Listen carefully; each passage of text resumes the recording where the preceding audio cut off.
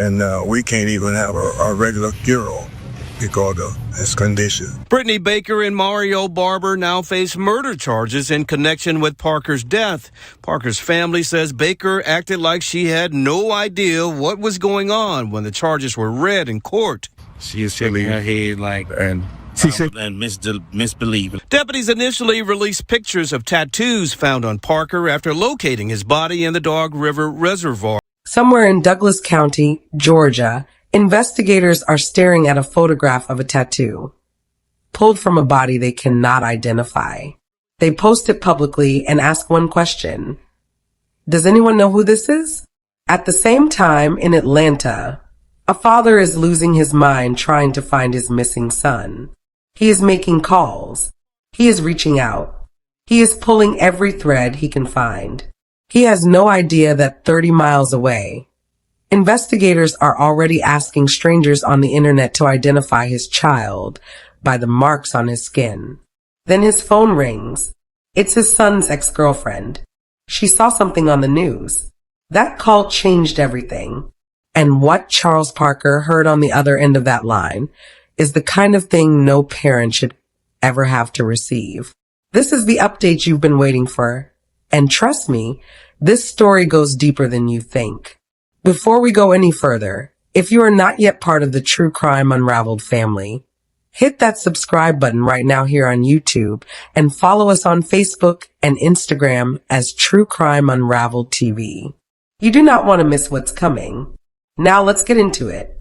His name was Jamal Rashad Parker, 37 years old, Atlanta, Georgia. If you had ever walked into one of the bars Jamal worked across the city, you would remember him. He poured drinks at Miss Icy's kitchen and bar, but his reputation stretched across Atlanta's entire nightlife. He was a master mixologist, the kind of bartender who invented new drinks just to watch a customer's face change when they tasted something they had never tried before. Hey. I'm gonna post this shit tomorrow. They're gonna try to come today. Right. Shake, baby. Shake it, shake it, shake it, baby. Shake it, baby. The way you dress.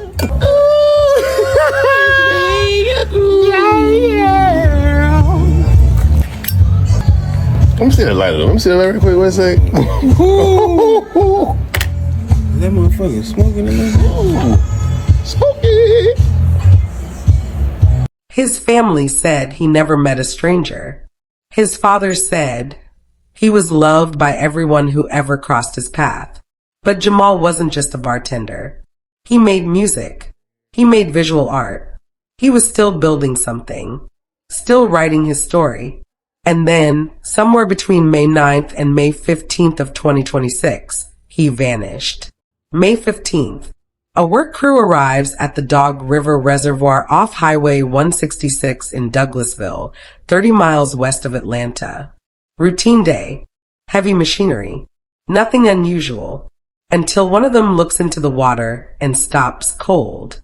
What they pull out is human, but it has been taken apart, dismembered, scattered through the shallows like someone wanted the lake to swallow every piece. Investigators arrive. The Douglas County Sheriff's Office takes over. And almost immediately they hit a wall. Because whoever this person is, there is nothing to identify them. No ID. No missing persons match. Nothing. All they have are tattoos. So they do something that doesn't happen often. They photograph those tattoos and post them publicly, asking one quiet, desperate question to anyone who might be scrolling. Do you recognize these? Days pass. Nothing. Meanwhile, Charles Parker is in Atlanta, searching for his son.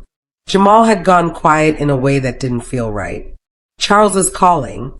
He's reaching out. He has no idea that the answer to where his son has already been pulled from a reservoir in Douglas County. He just knows something is wrong. Then his phone rings. It's a woman who used to date Jamal. She had been watching the evening news and saw those tattoo images on screen. She recognized them immediately. She knew that ink.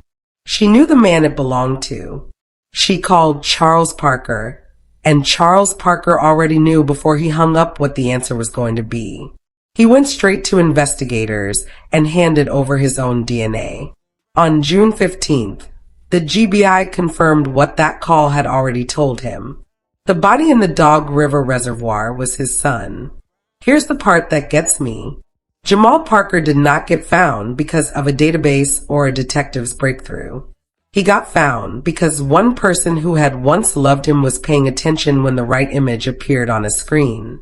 That single phone call is the only reason this case has a name at all. Now, 10 days before that DNA confirmation came back, investigators had already moved on a property 2 miles from the reservoir. A tip had come in, and on May 25th, deputies arrived at a home on Langdale Chase Street in Douglasville. An upscale, newly built subdivision. Wide streets, clean lawns, the kind of neighborhood where nothing like this is supposed to happen. They stayed for 4 days. Neighbors watched crime scene tape go up around a house they thought they knew. Investigators cycled in and out. And then they started carrying things out of that home. A reciprocating saw, surgical gloves, cleaning supplies, air fresheners. Make it make sense. A saw that can cut through almost anything.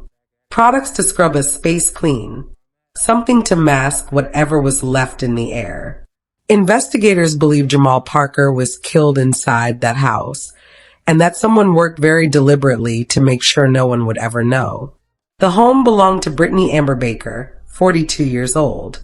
Living with her was Mario Andre Barber, 46. And here is where this case takes a turn that I genuinely did not see coming. Before anyone tied these two to a body in a reservoir, they were already under investigation for something else entirely. When investigators finished searching that house, they found what amounts to a full fraud operation.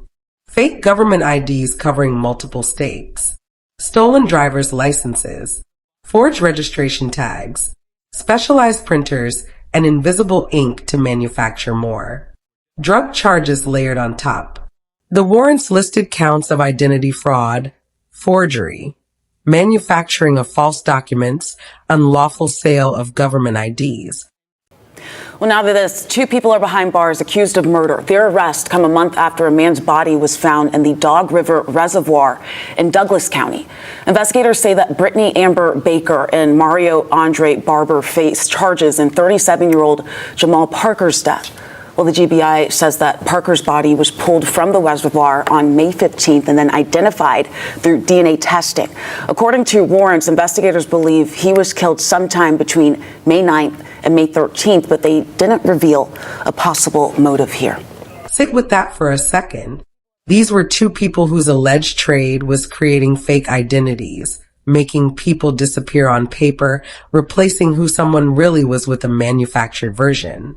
And investigators now believe those same 2 people turned that logic towards something far more permanent. Not erasing a name on a license, erasing a human being. Baker and Barber were arrested in late May on the fraud charges and were denied bond. But the investigation kept moving because every date in this case pointed in one direction. Jamal's body surfaced May 15th. The search of the home began May 25th. The DNA confirmation came June 15th. The murder charges landed June 16th. On June 17th, Brittany Baker and Mario Barber stood before a judge charged with the murder of Jamal Rashad Parker. Both entered not guilty pleas. Both remain held without bond. Baker has retained a private attorney. No public statement has come from either defense. Charles Parker was in that courtroom. His brothers were with him. One uncle called it heart-wrenching.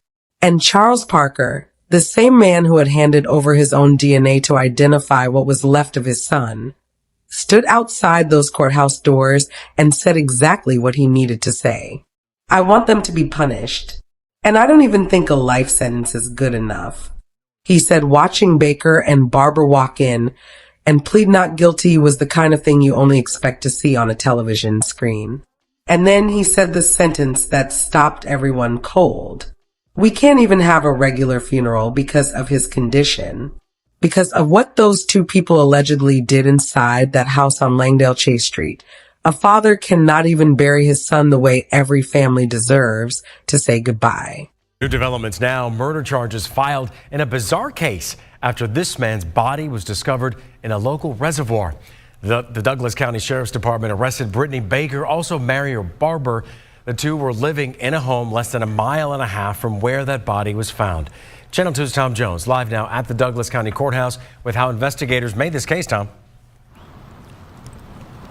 Well, George, deputies released tattoos, Parker's tattoos, to the public, and that's when a friend of his recognized them and contacted his father. His father gave his DNA, and that's when deputies identified him and connected other people to him. That led to those two people being in court here. Parker's family was here as well.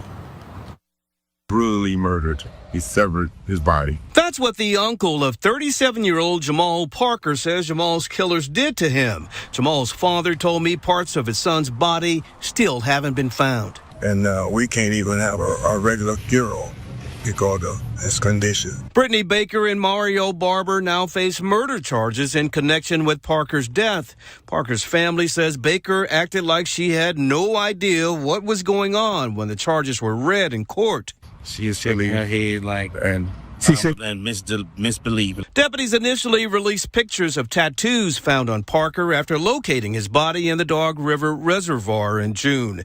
Deputies later confirmed the body was connected to a 4-day search of this home not far away on Langdale Chase, a search where deputies brought out a reciprocating saw and cleaning items. the stuff you see on TV, but I mean, they had no remorse. Parker was well known in the Atlanta area. He worked a lot of the bars downtown. He was a celebrated bartender known as a master mixologist. Well, he can mix or drink. So many people described him as fun, lovable, someone who didn't meet a stranger. They can't believe he is gone and died in such a horrible way. I want him to be punished. And I don't even think a life sentence is good enough. And Parker's mother told me her son had a huge heart and just loved everybody. Baker and Barber are being held without bond. He raised a fundraiser to cover whatever burial was still possible. And on that page, he wrote about a son who could light up a room, who saw possibilities where others saw walls, who was still in the middle of writing something good. Outside the courthouse, the family gathered and chanted 3 words over and over: justice for Jamal. Here's what I keep sitting with. The Douglas County Sheriff's Office has not publicly said how Jamal Parker knew Baker and Barber. They haven't explained what brought a man whose whole life was built around making people feel welcome into a home being run as a fraud operation 30 miles from his city. The family's GoFundMe says Jamal was killed by people he knew and trusted. That detail is doing a lot of heavy lifting because it means this wasn't random. Jamal walked through that door because he had reason to believe he was safe. And that is the specific detail this case cannot let go of. Think about what Baker and Barber are accused of doing professionally. Manufacturing fake identities, erasing the real version of who someone was, replacing truth with a constructed lie. And then ask yourself, when investigators believe Jamal became a problem inside that world, did someone simply apply the same logic they used every day? Not to a name on a document, to a person? That question has no clean answer yet. But it is the one that a courtroom is eventually going to have to face. And here's the second thing I cannot shake. A man who poured drinks for hundreds of people across Atlanta, someone who his own father says was loved by everyone, ended up unidentified in a reservoir for a month. The world didn't know he was gone until a tattoo on a public post led to one phone call. What does it say about the gaps in our systems when someone that known, that present, that loved, can disappear and it takes strangers on the internet to find him? The case is still active. The cause of death has not been released. The full connection between Jamal and the 2 people charged with his murder has not been explained. A courtroom has not heard the complete story. And until it does, Baker and Barber are charged, not convicted. And those answers belong to the legal process. But Jamal Parker's family is not waiting quietly. They are on courthouse steps saying his name. His father is still chanting. And somewhere in Atlanta, the bars Jamal used to work are a little quieter than they should be. If you have any information about this case, contact investigator Natalie Polk at the Douglas County Sheriff's Office, 770-876-4116. This investigation is ongoing. Thank you for watching True Crime Unraveled. If this story hit you the way it hit me, drop a comment below. I want to know what you think. What do you believe connected Jamal to that house? And do you think the fraud operation and the murder are more linked than investigators are letting on? Subscribe to True Crime Unraveled on YouTube and follow us on Facebook and Instagram as True Crime Unraveled TV. Because this case is far from over, and when the next update drops, you need to be here. Justice for Jamal.